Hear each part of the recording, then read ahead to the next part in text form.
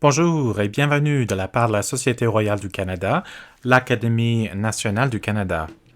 La Société royale du Canada reconnaît des intellectuels de premier plan, des universitaires, des chercheurs et des artistes, et les mobilise dans la discussion ouverte et le débat pour faire avancer les connaissances, encourager la compréhension interdisciplinaire intégrée et aborder les questions qui sont essentielles pour le Canada et les Canadiens.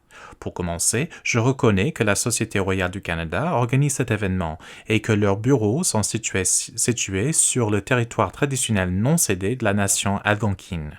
D'un bout à l'autre du pays, nous sommes reconnaissants et nous reconnaissons le territoire ancestral et non cédé des peuples des Premières Nations inuits et métis.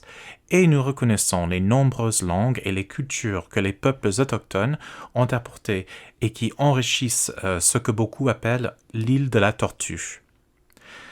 L'événement d'aujourd'hui explore les thèmes de la note de brefage de la Société royale du Canada sur la protection des conseils d'experts pour la promotion de la sécurité publique et une meilleure communication. Cette note de brefage analyse la mesure dans laquelle les chercheurs qui partagent publiquement leur expertise et les résultats de leurs recherches font face au harcèlement et aux menaces personnelles. L'intimidation des experts a récemment attiré l'attention des médias, mais c'est un problème qui a affecté la sécurité, le bien-être et le travail de ceux qui produisent des connaissances depuis un certain temps. Il y a un risque significatif non seulement aux chercheurs, mais aussi au public si la menace d'intimidation empêche les chercheurs de partager leurs connaissances et leur expertise. Je suis Wendy Nguyen Chun, chaire de recherche du Canada 150 de l'Université Simon Fraser en nouveaux médias, directrice du numérique à l'Institut des démocraties et professeure à l'École de communication, et je serai la modératrice de ce panel. J'ai le plaisir de vous présenter brièvement les panélistes. Julia M. Wright, fellow de la Société royale du Canada, chaire George Munro de la littérature et la rhétorique dans le département d'anglais à l'Université Dalhousie et auteur principal de la note de brefage. Howard Ramos est professeur au département de sociologie à l'Université de Western et Amanda Clark est professeure associée en l'école de politique publique et l'administration à l'Université de Carleton. Et malheureusement, notre co-auteur, le Dr Matthew Herder, a été obligé de se retirer pour des raisons personnelles. Donc d'abord, nous allons entendre la Dr Wright en tant qu'auteur principal de la note, suivi par Dr Ramos et Clark, et après, cela permettra d'ouvrir la conversation à une séance de questions du public. Pour participer à la question-réponse, veuillez soumettre votre question via la fonctionnalité Q&R en bas de votre écran. Si vous souhaitez participer à la conversation en ligne ou en savoir plus sur les événements et la note de brefage de la SRC, suivez la SRC sur Twitter au majuscule RSC, majuscule T, majuscule A, Académie. La poignée a également été incluse sur le diapositive PowerPoint. Alors, tournons-nous vers le Dr Wright, l'auteur principal de la note. Merci Wendy, et merci à la Société royale du Canada pour avoir accueilli cette discussion et de soutenir ce type de travail au profit des Canadiens. Notre note de brefage répond à l'augmentation préoccupante de la garde de l'intimidation des chercheurs qui parlent de leur expertise dans le domaine public. Nos 7 recommandations sont pour faire équilibrer les 3 objectifs: la sécurité des chercheurs, renforcer la communication sur les recherches et recueillir des informations supplémentaires pour faire avancer les 2 premiers objectifs. En tant que spécialiste de la littérature qui travaille également en études culturelles, j'aimerais prendre quelques minutes aujourd'hui pour réfléchir aux communications de recherche en termes de les principes sur lesquels nous communiquons, dans des moyens reconnaissable et efficace. Une préoccupation particulière dans notre rapport s'agit sur ce qu'on appelle la mobilisation des connaissances, c'est-à-dire pousser les savoirs envers les publics non académiques. Il est possible que les agences de recherche nous demandent d'évaluer un public non universitaire en termes de chiffres. Combien de personnes viennent à une conférence, combien de téléchargements, de retweets, visiteurs du site web, il existe des stratégies conventionnelles pour faire grimper des chiffres et deux voies communes sont d'obtenir l'attention et avoir une histoire. Avoir une histoire, comme dans les conteurs d'histoire courts par exemple, s'éloigne des conseils d'affaires pour raconter une histoire. L'histoire, comme ici dans le Harvard Business Review, l'examen où il y a explicitement à distinguer l'objet de la recherche, ce qu'ils appellent toutes les choses rationnelles. Les spécialistes de la littérature travaillent bien évidemment sur les histoires et pour nous, cette idée de l'histoire est beaucoup plus difficile et complexe. Nous travaillons également sur les idées de l'attention. John Guillory a parlé de la différence entre lecture en tant que jeu et lecture comme travail, par exemple, des différents types et intensités d'intention.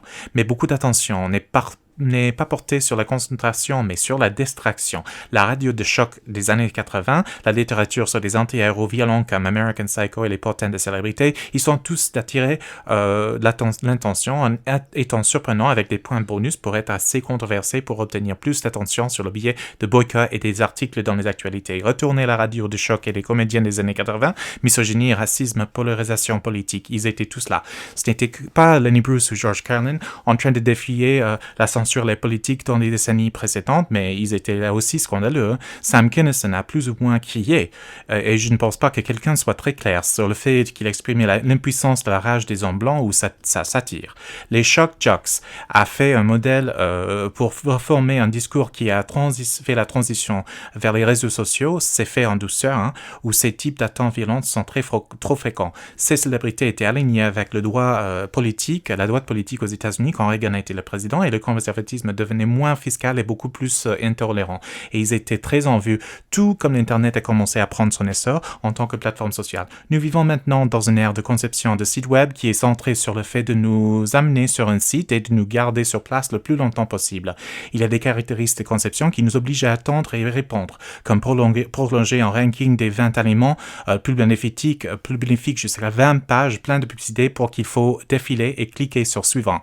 Attendez qu'il soit chargé, faites défiler, cliquez. Ensuite, c'est comme écouter le cri de Sam Kinison. Il n'y a presque pas de contenu informatif, juste une stratégie pour tenir notre attention. Donc, quand nous parlons d'obtenir plus d'attention pour la recherche, que font exactement, qu'est-ce que nous voulons dire en fait? Parce que lorsque nous demandons au public de payer l'attention à notre travail, nous demandons leur temps. Et il n'y a pas grand-chose de plus précieux que notre temps. Quand nous exigeons que les chercheurs obtiennent l'attention afin d'atteindre les exigences de financement de la recherche, elles sont-nous pas comme des sites de pièges à clics qui attirent sur le temps des gens afin d'obtenir de l'argent dans les universités. Le fait que nous le faisons dans le but de la connaissance efface-t-elle les problèmes avec elle ou en d'autres termes, nous ne renforçons pas les stratégies de marketing conçues pour capter l'attention des gens et de le vendre lorsque nous nous engageons dans des comportements similaires. Et si oui, risquons-nous de subir les mêmes effets négatifs? Ce sont des questions que nous devons explorer plus à fond avec les universitaires de la communication, les spécialistes de la culture dans la chambre lorsque nous faisons de recommandations dans notre brefage. L'autre stratégie que j'entends souvent est de raconter une histoire. On m'a dit souvent de raconter une histoire, d'augmenter le soutien de ma faculté pour trouver des donateurs pour des programmes d'études supérieures et rédiger la candidature de quelqu'un pour un prix. Mais cette phrase est d'une simplicité trompeuse.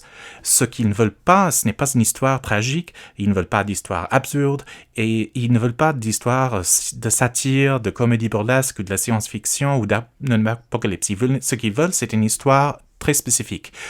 Quelqu'un de neuro qui voit un problème dans le monde et que se bat contre l'adversité et réussit. C'est le monomythe de Joseph Campbell et il est utilisé beaucoup dans Hollywood de scénariste. George Lucas l'a utilisé pour les guerres des étoiles. Il est partout. Mais a-t-il sa place dans des comptes rendus de recherche? Cela renforce le mythe du scientifique héros, le génie solitaire qui voit et c'est mieux que les autres, mais ce n'est pas conformément comment fonctionne la recherche. Elle est intensément collaborative à chaque étape, y compris la révision par les pairs. Note de brefage, par exemple, sont de 5 co-auteurs, de 4 Sans Mathieu, nous avons cité les travaux d'une centaine d'auteurs dans une douzaine de documents institutionnels ou d'agences. Le briefing a été revu par 3 pairs et un contrôle d'examen par les pairs. C'était aussi examiné par un certain nombre d'autres personnes avant d'être publié, y compris le président de la Société royale du Canada. Ce sont les vraies mesures de savoir. Une pièce de savoir est construite à partir du travail de des dizaines, des centaines, voire des milliers de chercheurs. Comme je l'ai déjà dit ailleurs, la désinformation s'appuie souvent sur le monomythe de Campbell. Aussi, le héros qui voit un problème dans le monde se heurte à des forces puissantes qui veulent maintenir le problème, mais à la solution qui nous sauvera. C'est le programme électoral de Trump, en résumé, mais ce n'est qu'un seul type d'histoire. Au lieu de la légende de Galilée qui défiait à l'Inquisition parce qu'il avait raison et eux, ils avaient tort, une histoire commune que nous entendons, nous devons nous souvenir de Newton qui a écrit « Et si j'ai vu plus loin que d'autres, c'est parce que je me tenais sur les épaules de géants. » En général, on parle de géants, c'est sur les épaules des géants. Mais moi, je veux dire, nous allons prendre une pause et apprécions l'importance de cette phrase « et si ». Nous ne savons pas si nous avons vu plus loin jusqu'à ce que notre travail soit discuté, examiné, évalué. Les chercheurs ne sont pas des héros et nous ne changeons pas tout en faisant juste notre travail. Nous travaillons et nous vivons dans cet espace de ce « et si ». Mon point est le plus important ici, qui est les types d'histoires que nous racontons, l'intrigue, le but, les obstacles, ont des informations au-delà du contenu. Le genre d'histoire du fonctionnement qui, bien dans le marketing pour vendre quelque chose, peut ne pas être dans l'intérêt public ou comme l'a appelé dans l'article rationnel. Encadrer les recherches dans le but d'obtenir plus de clics plutôt que de l'expliquer peut se retourner contre nous et soutenir la désinformation. Comme nous le suggérons dans notre exposé de politique générale, dans notre préface, nous devons réfléchir profondément à la façon dont nous faisons le travail important de partage de la recherche avec le public. Merci beaucoup. Maintenant, j'ai le plaisir de présenter Dr. Ramos. Merci. Au cours des 2 dernières décennies, les universités et ceux qui les financent ont de plus en plus encouragé les universitaires de s'engager dans la mobilisation des connaissances et la vulgarisation des connaissances. En soi, c'est sans doute une bonne chose car les universitaires sont impartiaux et des experts indépendants qui offrent leur point de vue qui échappe à d'autres secteurs. Le secteur privé, par exemple, est souvent engagé dans les questions avec un certain degré de l'intérêt personnel et de la recherche du profit. Le secteur public fera de même dans l'intérêt de la protection de l'État. Le secteur des ONG peut s'engager sur des questions dans un programme chargé de valeurs ou un programme activiste. Les universitaires travaillent avec des personnes de chacun de ces secteurs et la force de leurs idées sont pour les équilibrer et offrir des conseils sur la base d'une expertise approfondie et de preuves. Un secteur universitaire dynamique qui s'engage le public est une composante essentielle d'une société saine et est essentiel pour protéger la démocratie, en même temps que les universitaires sont de plus en plus encouragés à s'engager des audiences publiques plus larges et des travaux en dehors de la travailler en dehors de la soi-disant tour d'ivoire. Le contexte social et public a également radicalement changé. À bien des égards, cela a été lié à une évolution technologique rapide et profonde qui est venu avec les réseaux sociaux, l'Internet et les autres technologies en ligne, c'est-à-dire les outils et les forums pour faire participer le public et accéder. La recherche a été décalée le cycle d'attention aussi qui est de plus en plus insatiable dans son appétit à titre d'information, qui a désormais une large portée et un cycle des informations d'une durée de 24 heures. Avec l'Internet et les réseaux sociaux, nous ne pouvons plus simplement engager notre communauté locale, mais plutôt toute personne qui parle la même langue comme nous et utilise les mêmes applications et les mêmes plateformes et sur n'importe quel fuseau horaire dans le monde. Les universitaires ont également vu le cycle académique changer avec un accent mis sur les données ouvertes, la science ouverte et les publications à vente épinglage et ont ressenti le besoin d'utiliser des services sociaux, médias ou les réseaux sociaux pour se faire connaître et faire connaître leurs recherches dans la quête de la connaissance, de mobilisation des connaissances et pour soi de plus en plus ce qu'ils doivent le faire, plutôt que de le considérer comme une valeur ajoutée, le travail volontaire. En même temps que l'évolution technologique, les cycles, l'actualité qui modifie les cycles universitaires et le changement social a fait que le monde voit de plus en plus d'informations contestées. Nous entendons parler de fausses nouvelles, de faux faits, de fausses recherches et les universitaires rivalisent avec des bots concurrencés, avec le citoyen monsieur ou madame tout le monde et d'autres chercheurs pour faire sortir de l'information. Ils sont également de plus en plus sollicités par des journalistes à faire et les médias à commenter sur les histoires pressantes et les questions pressantes avant que le travail évalué par les pairs ne soit publié, et on leur demande souvent de commenter en temps réel avec une science qui est souvent assez dubue et toujours contestée. De plus, bien que l'attente perçue on s'attende à ce que les experts soient présents en même temps, les experts peuvent dire des choses que les gens ne veulent pas entendre. Nous pouvons le constater par exemple lors de la pandémie, où les chercheurs ont rapidement pivoté leur travail pour aborder des questions autour de la COVID-19. Et nous avons vu le processus du débat scientifique se déroule sous les yeux du public avec des moyens qui sont, j'ose dire, utiliser le cliché des 2 dernières années, sans précédent. Cela signifie que le public a vu la modification des faits, la contestation des faits à travers un certain nombre de sources et peu d'espace d'information duquel on aurait pu fait le tri ou qui aurait passé au crible afin que nous ayons un gestionnaire de nos informations. Le résultat a été une méfiance envers les chercheurs scientifiques et institutions.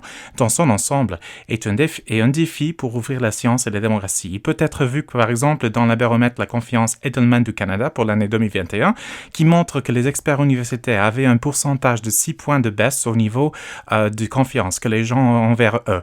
On peut observer également ce phénomène dans d'autres secteurs avec experts techniques représentant des ONG et les journalistes aussi, mais avec des niveaux de déclin plus faibles. Cela s'explique en partie par le fait que la confiance a déjà diminué dans certains de ces secteurs. Malheureusement, la technologie même qui a permis de faciliter l'accès à un plus grand public et de le faire en temps réel a également changé la facilité avec laquelle il est possible de harceler, intimider et menacer les experts.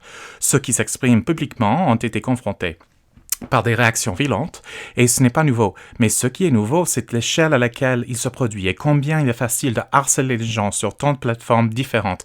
Elle s'est institutionnalisée et les harceleurs peuvent être les bots ou des personnes, depuis n'importe quel endroit du monde. Une réalité encore plus malheureuse est que les chercheurs qui sont des femmes, avec ceux qui sont des peuples autochtones ou les personnes de couleur, sont souvent les plus susceptibles de faire face au harcèlement le plus dur, qui est souvent de nature misogyne et raciste. Il est devenu beaucoup plus facile pour que les gens se plaignent ou harcèlent d'une manière qui est plus personnelle qu'elle ne l'aurait été il y a 1 ou 2 décennies.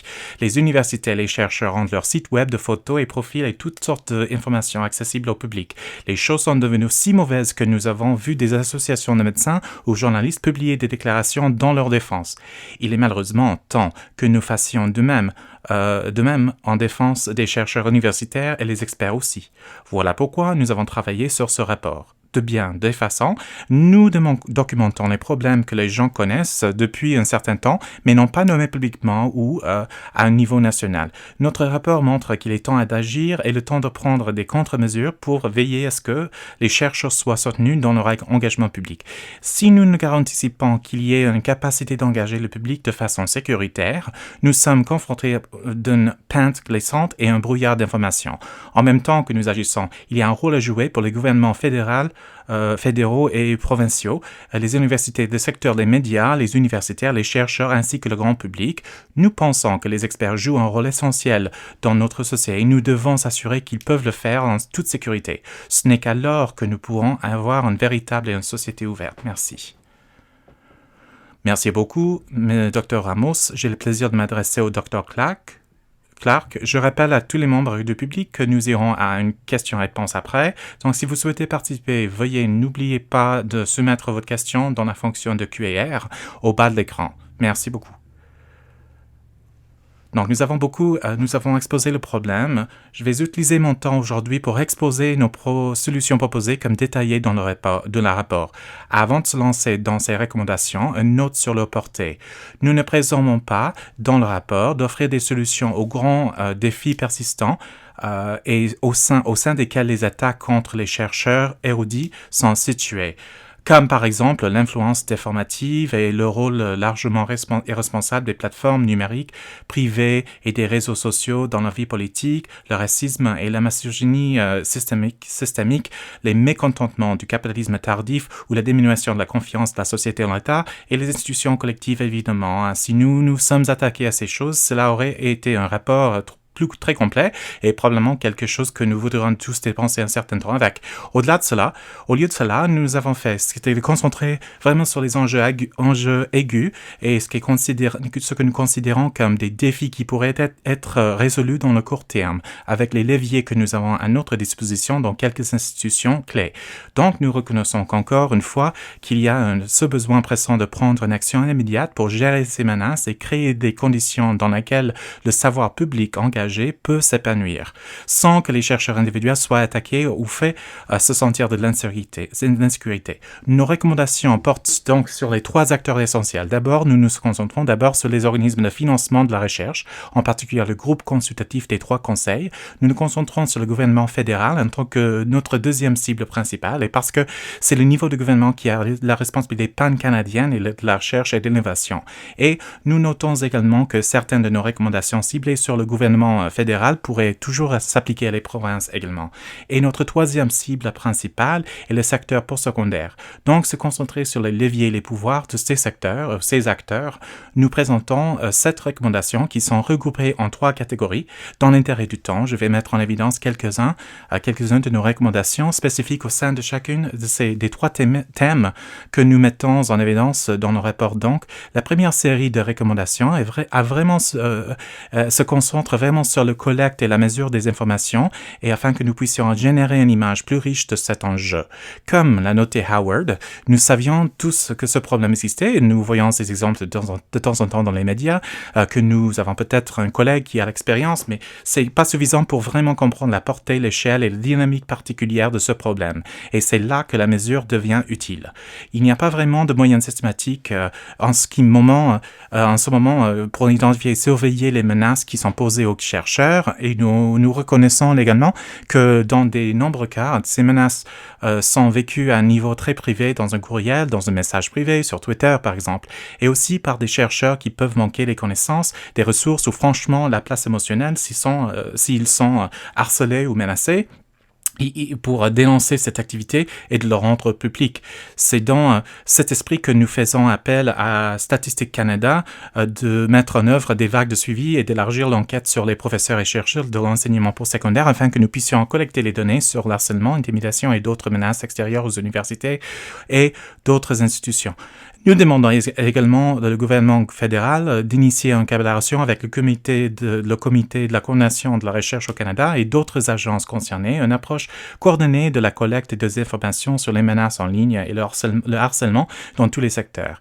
Donc, en passant à la deuxième série de recommandations que nous faisons passer de mesures à une question plus profonde, à mon avis, et une question plus existentielle sur comment nous encadrons les communications de la recherche publique.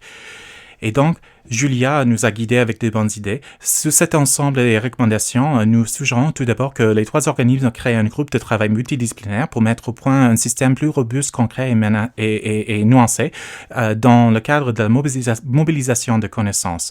Dans la préparation de ce rapport, c'était remarquable qu'un tel cadre n'existait pas vraiment au Canada. Nous n'avons pas vu non plus des conversations critiques, ouvertes et réfléchies sur les objectifs et les résultats attendus de la mobilisation des connaissances académiques.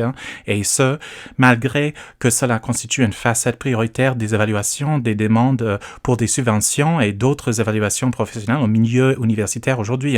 Donc, cette recommandation nous aiderait vraiment à mettre en place ce travail important. En entrant dans certains des points que Julie a discutés, cela pourrait nous obliger à examiner comment nous pouvons avoir, avec en quelque sorte inconsciemment, de manière incrémentale et certainement sans que la discussion ouverte ait été à certaines idées sur ce qui est un bon engagement du public et une bonne mobilisation des connaissances.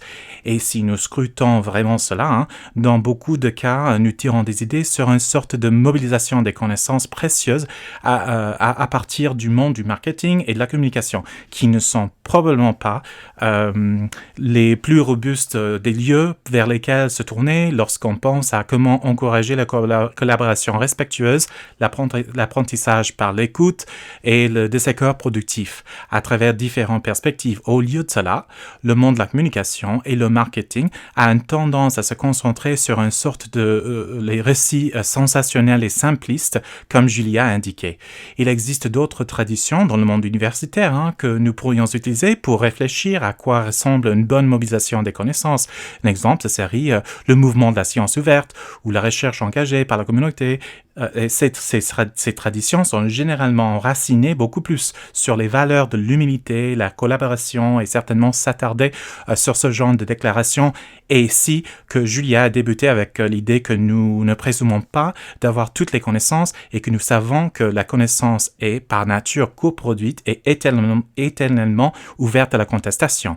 Et ça pourrait être un espace très riche pour commencer à réfléchir à la mobilisation des connaissances par obsession à des guerres de mots sur Twitter. Notre troisième série de recommandations est axée sur le besoin de plus immédiat et potentiellement la chose la plus difficile, plus facile à atteindre, qui fournit des mécanismes de soutien direct et clair pour les chercheurs qui sont ainsi menacés. Quand nous regardons à travers les établissements d'enseignement postsecondaire, nous ne voyons pas des politiques ou des actions facilement accessibles ou des plans d'action pour soutenir les académiques qui sont harcelés, menacés ou intimidés.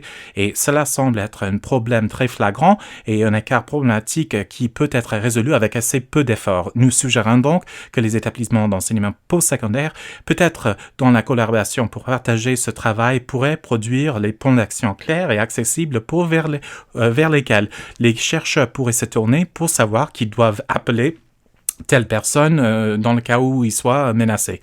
D'équiper la police du campus, les forces de la police locale, si elles doivent être impliquées dans les services informatiques, pour qu'il y ait une prise de conscience de ce qui peut être fait pour protéger les étudiants lorsqu'ils font l'objet de ce genre de menaces et de harcèlement. Merci.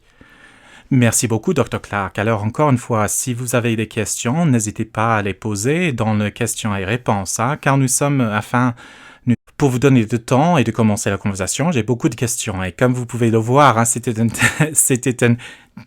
vous verrez pourquoi c'était une telle joie de collaborer avec tous les membres de ce panel à propos de cette note de brefage. Donc, ma question porte sur la pandémie. Comme Julia, vous avez souligné qu'il y a un contexte historique plus large pour cela. Et Amanda, vous avez également indiqué les recommandations relatives à cette histoire. Mais Howard, vous avez également souligné qu'il y avait quelque chose à propos de la pandémie qui a semblé changer le point de vue des experts. Donc, vous pensez tous que quelque chose est arrivé en raison de la pandémie ou à cause de la réponse à la pandémie, et faut-il s'en inquiéter sur les changements qui ont eu lieu? Dois-je y aller en premier? Je pense que c'est une vraiment question fascinante.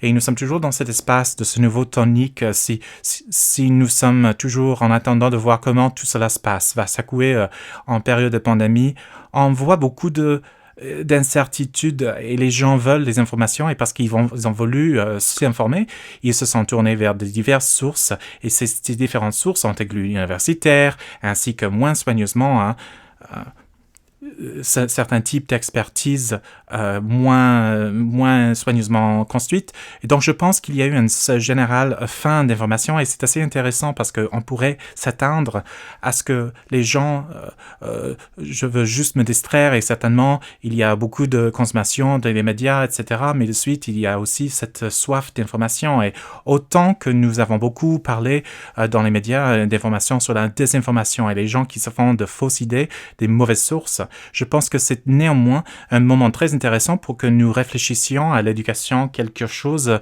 qui n'est pas fini, comme quelque chose qui se termine lorsque vous obtenez une pièce de papier, une feuille de papier, un diplôme ou une école secondaire, mais quelque chose qui est en continu, qu'on continue d'être curieux, de souhaiter apprendre et à trouver dans le monde.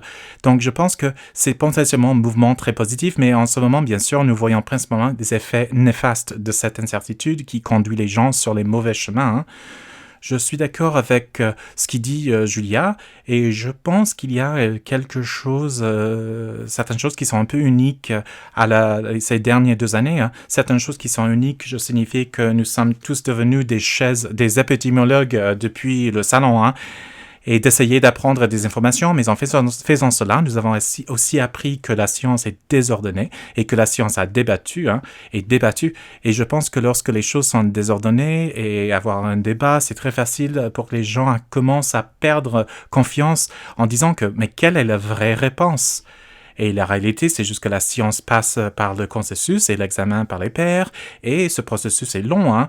Et donc, nous avons été dans une fenêtre très précise où les gens ont cherché des informations très rapidement. Faire face à un processus désordonné, hein, c'est pas, je sais pas quoi, il y a 2 ans maintenant qu'on a passé, ça peut faire une différence, hein. C'était plus un peu... On ne savait pas qu'en mars 2020... Et je crois que ça fait partie de ce qui est lié avec certains de ces changements. Et l'autre partie, c'est qu'on voit des algorithmes, une influence algorithmique en termes de 2 ans d'être collés devant nos ordinateurs et peut-être avoir des chambres d'écho à donner nos propres idées.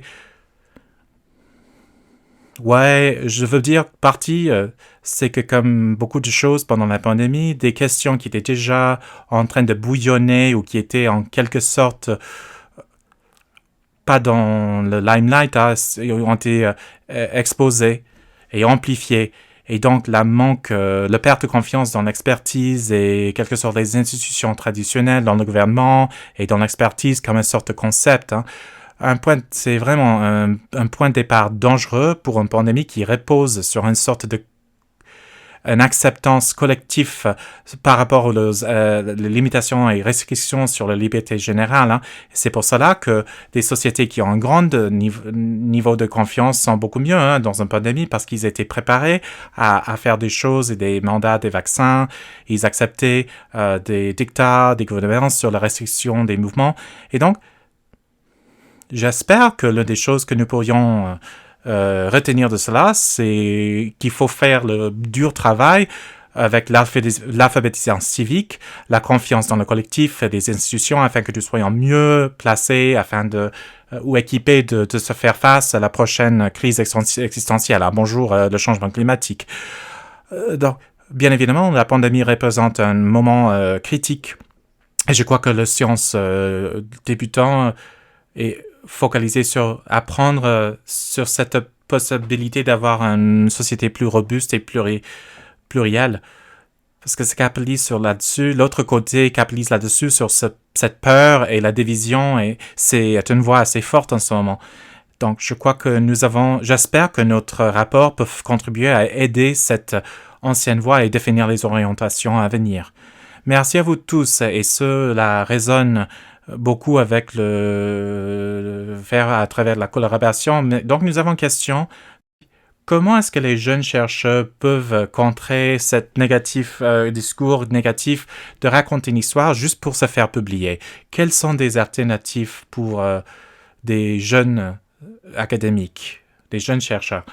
La réaction d'instinct, c'est que les académiques ne doivent pas faire ça. Cette question, c'est aux chercheurs seniors qui siègent dans les comités d'éducation, au conseil des tri, qui siègent sur la tenure, qui contribuent à l'examen par les pairs. C'est à nous de le faire. Pensez au protocole qu'on va expliquer quand on pense à qu'est-ce qui compte comme un travail important et valable.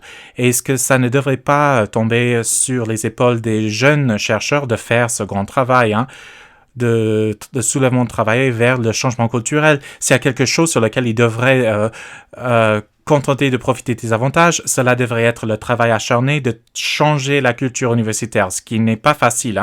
Et donc, c'est ma réaction instinctive. L'autre chose que je pense que nous pouvons faire, c'est d'appeler l'attention sur la rhétorique qu'on nous demande de participer, auquel on nous demande de participer, pour réellement... comment nous racontons l'histoire de notre travail. Peut-être vous attendez que je dise quelque chose ainsi, parce que c'est comme ça, c'est le normal. Mais moi, je vais faire quelque chose un peu différent. Je vais mettre une lumière sur autre chose. Donc, c'est une autre stratégie, je crois, sur une discipline utilisée. Par exemple, j'adore une histoire que l'innovation, ça veut dire le newfangling. C'est un mot sans sens. Ça veut dire simplement nouveau. Et je crois que nous devons... dire que c'est bullshit, c'est pas vrai. Ce part de jargon, fait partie de la culture académique et ça, nous mène plus loin, nous éloigne la productivité, la précision et un vrai engagement. Je suis totalement, je fais complètement écho à ce que Julie a dit. Hein. C'est le poids du fardeau ne devrait pas concerner les chercheurs en début de carrière. Et cela devrait être sur les épaules de ceux qui font l'examen par les pairs, l'évaluation. Et c'est à propos des gens qui ont obtenu une promotion, une tenure pour vraiment commencer à changer la culture qui devient de plus en plus insoutenable. On ne peut pas être notre propre publiciste, on ne peut pas être en même temps notre propre chercheur et en même temps notre tout dans l'équipe en même temps. Il n'y a qu'une seule chose que je ferais.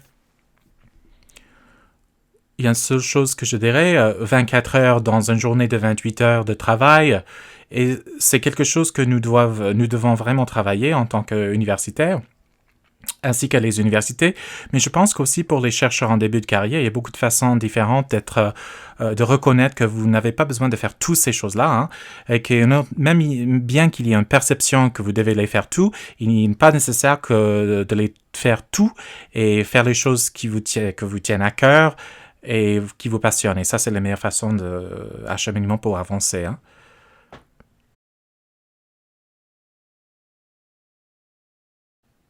Amanda, y a-t-il quelque chose que vous aimeriez rajouter? Non, je réfléchis. Je ne suis pas très loin de ce que en début de ma carrière académique et à ce moment-là, j'avais la chance de faire de la recherche dans une zone où il y avait beaucoup d'intérêt par le gouvernement avec des gens qui faisaient le type de recherche que je faisais. Et à partir de cela, je me suis rendu compte qu'il y a beaucoup de façons sous le radar qu'on puisse faire un engagement public. Et il faut que je en pense vraiment à ce qui ont dit Howard et Julia. C'est à ceux qui sont plus seniors qu'on en cherche la recherche dans les applications. C'est pas juste ils ont un blog ou un podcast. Ce sont le son n'est pas bon, désolé, c'est l'interprète qui dit, ça coupe. Rencontrer des décideurs politiques et ce genre d'activité, c'est pas nécessairement vous le mettre sous le feu de la rampe, de même manière que certaines de ces plateformes en ligne font, mais nous devons privilégier ces autres façons de s'engager. Ce que même si nous va pas commencer une mini-série sur Netflix ou autre. Hein. Merci. Donc, nous avons aussi une question de la part de Debbie Martin. Elle écrit « J'apprécie la discussion sur le besoin croissant de rendre la recherche clickbait digne, mais avec ce besoin de se faire la recherche immédiate en temps opportun, nous perdons la capacité à réfléchir de manière approfondie et critique. Ce qui m'inquiète, c'est que nous avons développé et encouragé les universitaires à devenir des influenceurs de réseaux sociaux au lieu de contribuer réellement à la recherche dans une manière significative, puis en utilisant leurs adeptes pour écarter toute critique de leur travail. Juste un commentaire que j'aimerais entendre les panélistes. Sur lesquels j'aimerais entendre les panélistes. Je sais que vous avez adressé vos commentaires, mais peut-être une réponse. Je peux commenter. Je crois que, en partie, on ne veut pas survaluer le problème. Je pense qu'il y a beaucoup d'universitaires qui seraient tout à fait d'accord avec l'évaluation des débits, ce que les réseaux sociaux peuvent offrir à la recherche. Et est-ce que vous êtes puni dans la carrière pour ne pas faire un engagement à travers de cela? Pas nécessairement. Probablement, le département dépense le plus souvent et de savoir combien vous êtes dans les citations sur vos articles. Hein. Donc, c'est facile de s'éloigner un peu et peut-être c'est juste que ce qu'il faut faire de plus en plus. Hein.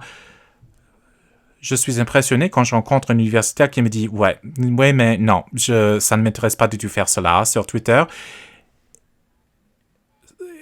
Et de l'autre part, en sachant qu'il y a des espaces pour certains de ces outils pour être utiles. Encore une fois, pour faire référence à mon propre travail, je veux dire que je trouve qu'être impliqué parce que la communauté des personnes avec qui je m'engage sur des réseaux sociaux sont en grande partie des fonctionnaires qui sont intéressés par des sujets assez spécialisés comme la gouvernance des données et comment le système Westminster peut être mis à jour. C'est assez collaboratif et j'apprends beaucoup par le biais de ces réseaux. Donc, il y a un côté plus rose de l'histoire. Vous devez juste trouver votre communauté et ensuite peut-être éviter les trolls autant que possible. Mais je pense qu'aussi faire plus ainsi, c'est totalement de se retirer de plus en plus. Ça va aller. Hein. Et je crois qu'en partie, pour ajouter à ce que disait Amanda, c'est pour nous devons aussi reconnaître qu'il y a un espace pour différents rythmes ou débits de recherche et différents rythmes d'engagement et que nous pouvons valoriser le travail engagé dans la communauté qui prend des années à se développer, des relations et des partenariats et que nous ne devrions pas nous attendre à ce qu'ils ont le même rythme qu'une réaction rapide. Et je pense que c'est important pour nous aussi d'être en mesure de mieux articuler les différentes publics auxquels nous nous adressons et des différentes parties du cycle de la recherche dans lesquelles on pourrait les engager. Donc, on sait très bien, c'est le genre de point qu'Amanda a soulevé, et parler avec des parents, la comité des parents des étudiants, ça c'est un engagement public très significatif et une réponse très différente à de guerre autour des réseaux sociaux. Et l'autre chose qui est vraiment importante, c'est d'être public et partager leurs expériences. Et c'est quelque chose que je pense vraiment que c'était très important avec notre rapport. Il est difficile de trouver et on peut se sentir très isolé. Si on ne se rend pas compte que le problème, à quel niveau le problème est généralisé. Peut-être que je me trompe en disant cela, mais quand j'ai senti que j'étais la seule personne à recevoir des lettres de haine, je me suis senti très ciblé et seul. Mais quand j'ai découvert et parlé d'autres personnes, j'ai découvert que ça existait. Je me suis dit, mais je suis content que ce n'est juste que moi. Mais ensuite, je me suis senti vraiment concerné parce que, attendez une seconde, si ça va, il faut avoir, si ça se passe autant que ça, il faut avoir de meilleurs systèmes afin de l'aborder. Donc, il y a des points différents autour de l'audience, du public, reconnaître un rythme plus lent et acceptable, et aussi la reconnaissance d'un système plus ouvert et une reconnaissance transparente que c'est tout pas par la magie qu'on sorte des engagements sur les réseaux sociaux ou créer une série Netflix et en même temps, on va avoir un article de haut fort impact de recherche. Il faut pas faire tout en même temps. Je vais pousser sur cette idée de public un peu parce que la question, ça me rappelle une expérience que j'ai eue en étudiant. J'étais à une conférence très grande, il y avait une présentation et l'organisateur de la conférence de littérature avait décidé d'ouvrir la discussion en invitant un historien pour nous parler. Et l'historien a tenté de parler des romans, mais il parlait comme une histoire et pas comme un académique de l'histoire de littérature. Et c'était intéressant et c'était des différences disciplinaires qui étaient soulevées, intéressant. Mais l'un des universitaires seniors s'est mis debout. Dans l'étude de littérature, on ne fait pas ainsi. Dans l'étude de littérature, on ne dit pas les choses ainsi. Et on apporte ce type de preuves. Et il a passé à peu près 10 minutes à critiquer cet historien très généreux, comme tout ce qu'il avait fait était mauvais, et au regard, dans les yeux de l'universitaire. Et comme nous étions en personne, tout le monde a passé un moment d'horreur partagée. On a passé les 3 jours suivants de parler comme tel mauvais comportement. Et comme quand quelqu'un tente d'être généreux, et surtout quand on tente d'être généreux, mais toujours être généreux avec d'autres universitaires. Quelqu'un de prendre une position en écrasant l'autre. C'est ça qu'on a vu et on a apprécié pour ce que c'était mais on pouvait en discuter. Le problème avec un pylon de Twitter, c'est qu'on ne voit pas les réponses ou les réactions des autres.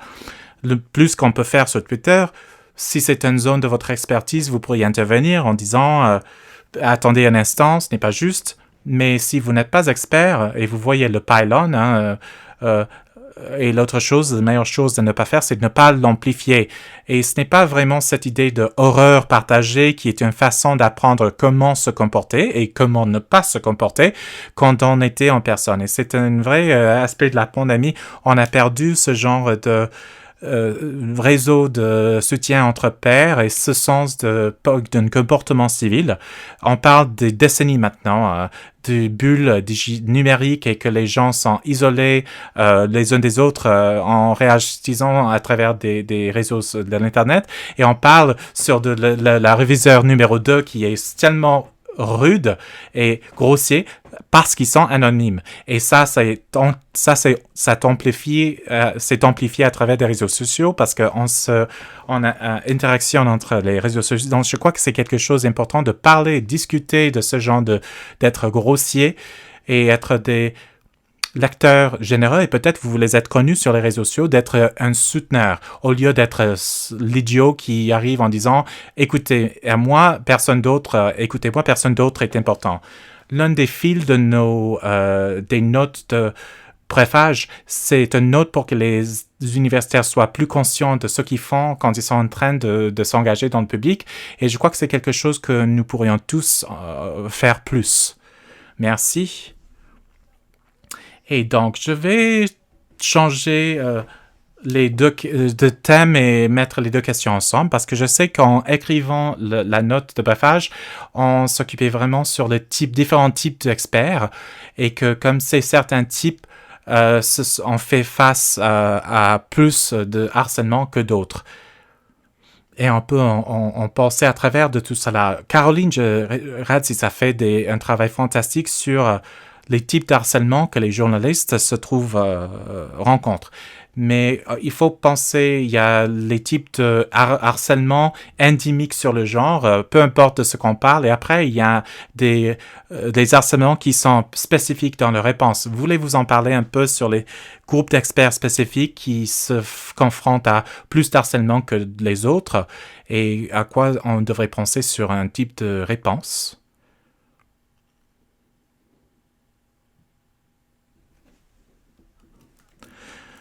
Moi, je me lance. C'est vrai, on voit beaucoup avec les formes de harcèlement sur les universitaires. Quelqu'un qui parle explicitement sur des questions de féminisme va recevoir de types de menaces très spécifiques.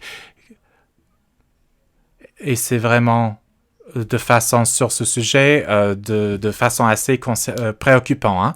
Et c'est quelque chose qu'on explique ou on aborde dans la note de préphage. Il y a un point de vue général que quand on parle en tant qu'expert, nous donnons notre avis personnel. Et c'est donc enraciné dans notre expérience personnelle d'une certaine façon. Et on utilise cela pour discréditer les expertises qui sont liées à certaines identités.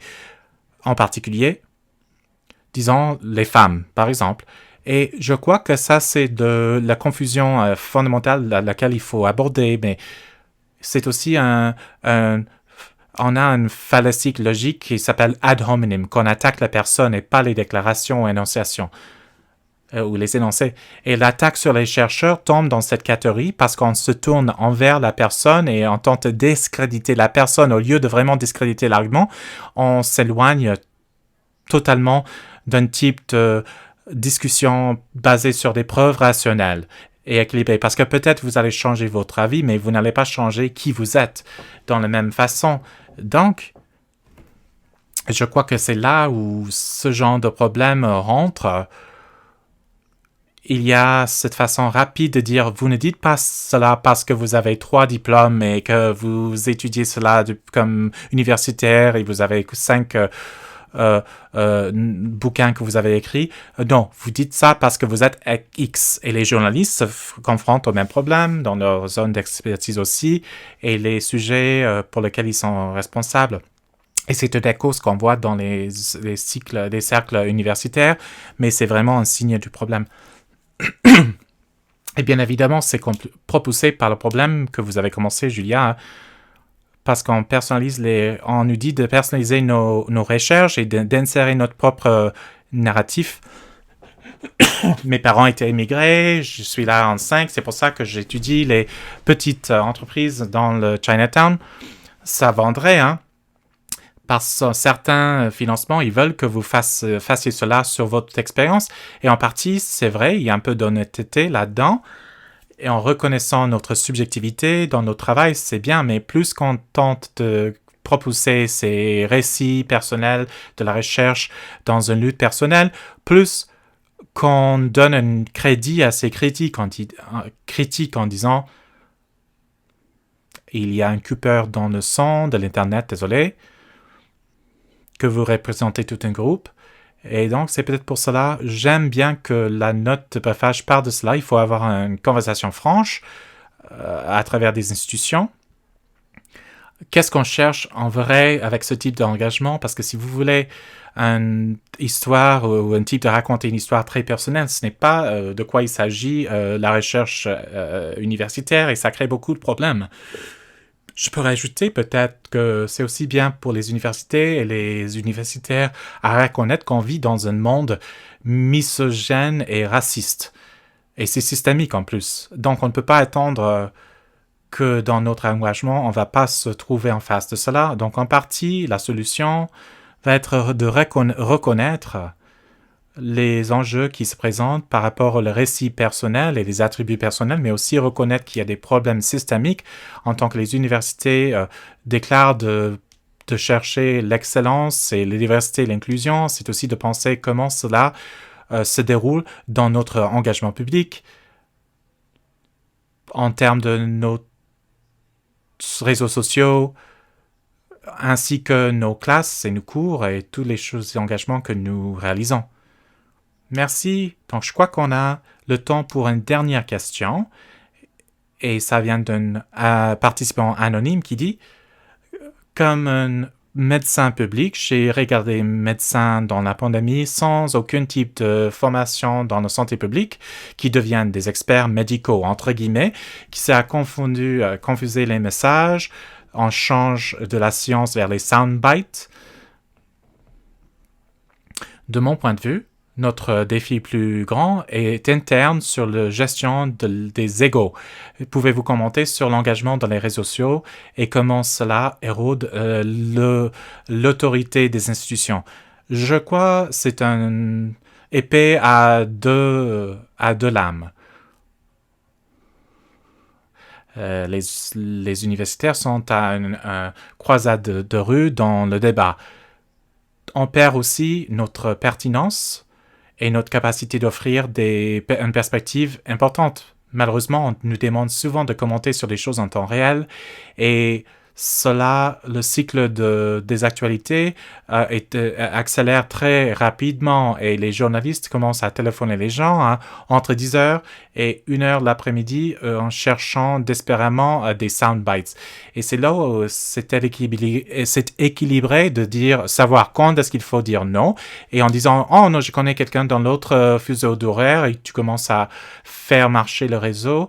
Et comme Julia disait, il y a un rôle aussi à ne pas amplifier et ensuite il y a un rôle à l'amplifier. Et la meilleure chose à faire, si vous ne pouvez pas faire l'entretien, vous dites non, mais tentez de viser cela vers les gens, acheminer cela vers les gens qui ont une crédibilité et n'ayez pas peur de les choses n'ayez pas peur de dire non à certaines choses qui sont un peu trop éloignées de votre spécialité.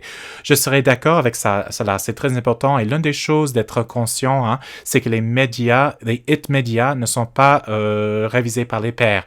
Tout le monde peut se tromper. Tout le monde peut avoir un clip qui est recoupé au moment que tout le contexte est perdu sans intention et les choses peuvent être construites dans des différents environnements assez dangereuses. Donc, on a vu ce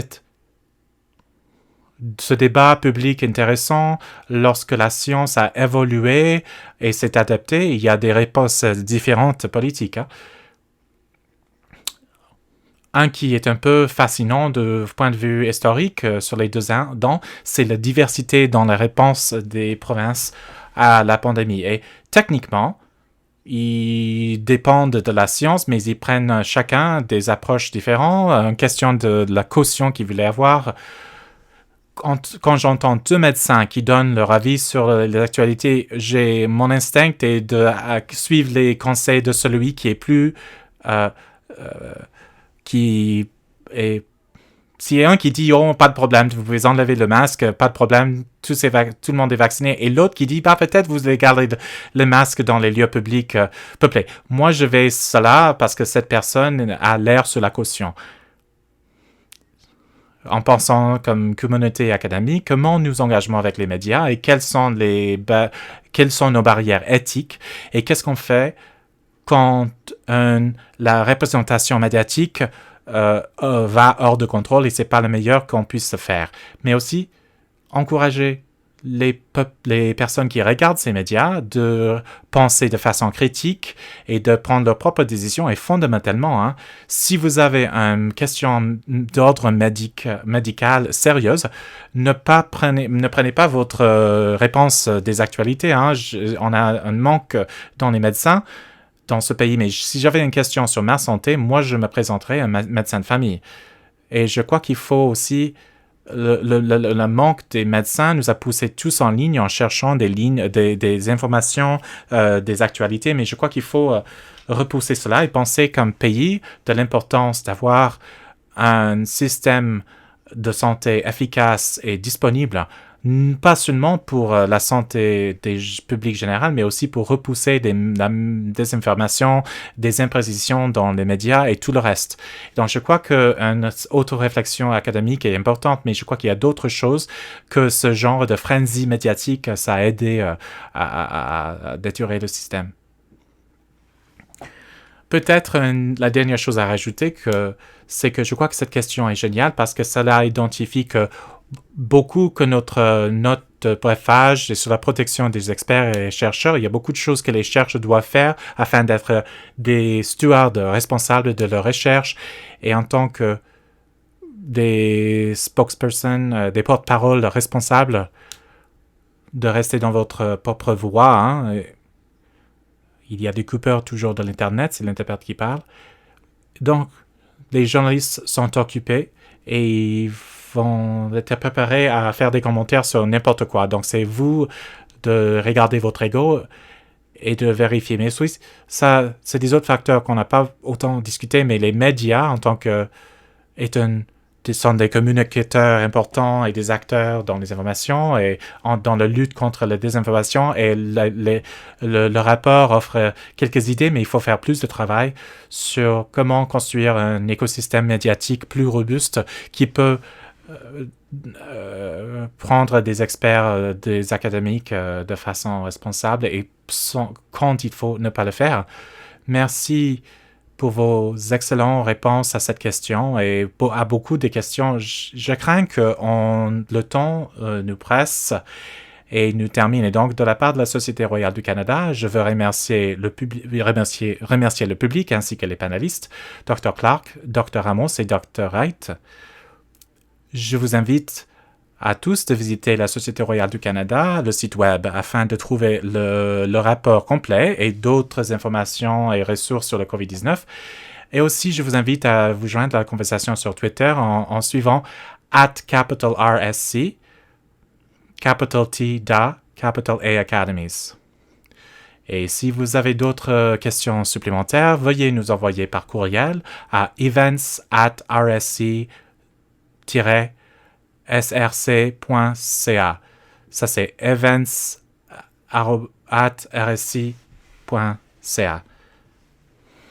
Merci à tous. Merci.